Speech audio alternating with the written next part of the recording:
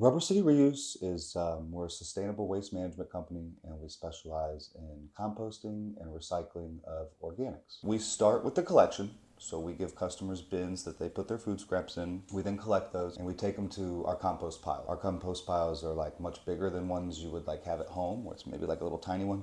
These are big, like commercial sized piles. And what we do is we take the food scraps, we add them to the pile, and then we'll layer them with like browns, we call them. Basically like carbon, kind of a dry, crinkly carbon of some sort. And then we'll layer that just like a layer cake between food scraps, paper, food scraps, paper, food scraps, paper, until we get like the height we want.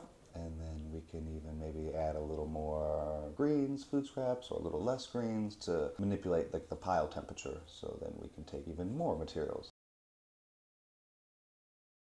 I had a food truck for a while, and I noticed that like 90% of my waste was just food scraps.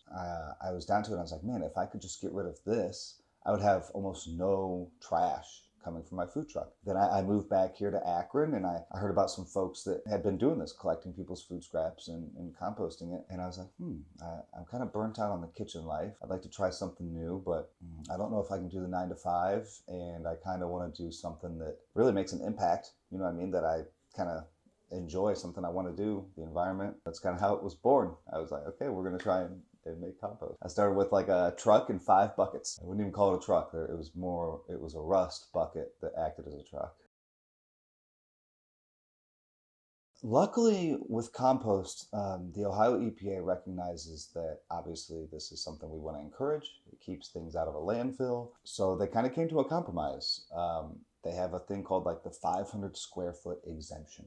So what we had to do to start our composting business, we just started just like any other business. We went to the Secretary of State's website, got the little PDF for an LLC, and filled that out, sent in our $25 check to the Secretary of State. 3 weeks later, we got a document back that's saying, hey, you're a registered LLC in the state of Ohio. So then we took that, and then we went to the IRS's website to get our EIN number. A business's social security number, basically. We have social security numbers, business have EIN numbers. Once we got that, then we could open up a business bank account. Once you have those two things, you can open up a business bank account. So we went to Huntington, and we opened up a business checking account. I put $500 in savings in there, seeing where it would go. And then we started calling around. So we started with our solid waste district. We started with our health department, and then we started with the EPA. EPA was super encouraging. They told us about the 500 square foot exemption. We got with our solid waste district. They were more than encouraging. And then we got with our health department, who is totally helpful as well, but they just said, we'd like to just come see where you're composting at. After that, the next thing we did to start our composting business, I just got on Google and you literally used my house address as like a business headquarters address. And then I went on Squarespace. So I made our own little website.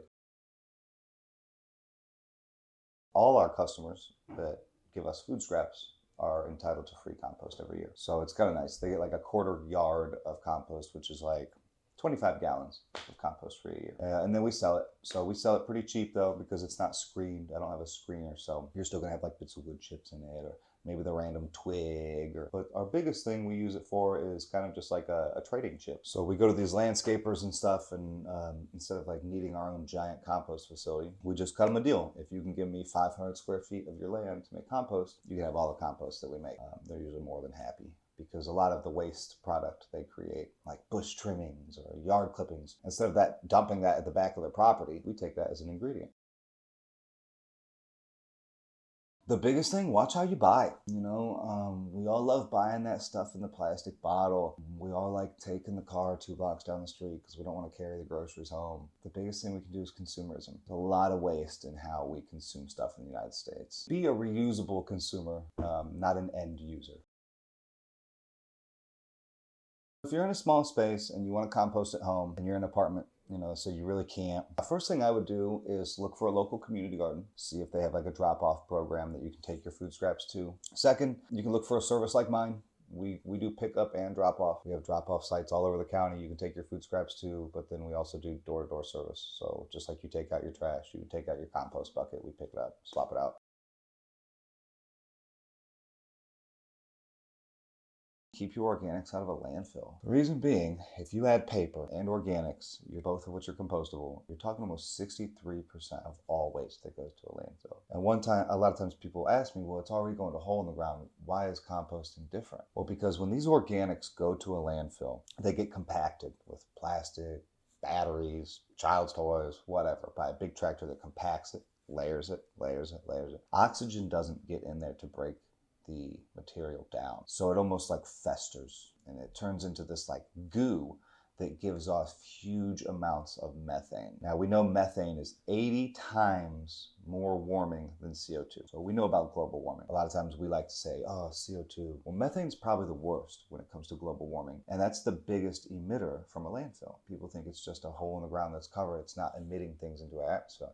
It is dumping emissions into our atmosphere in the form of methane. That methane only exists because of organic materials in there. If we could keep those organic materials out of landfills and just use landfills for plastic, we would see a world of change in methane emissions. If Mother Nature was to process these organics, she does a great job at it. She's super efficient, she's super clean with it, and she gets her own benefit out of it. When man processes organic, we create a byproduct that wouldn't exist without our hands on it, unfortunately. Yeah, it's super important.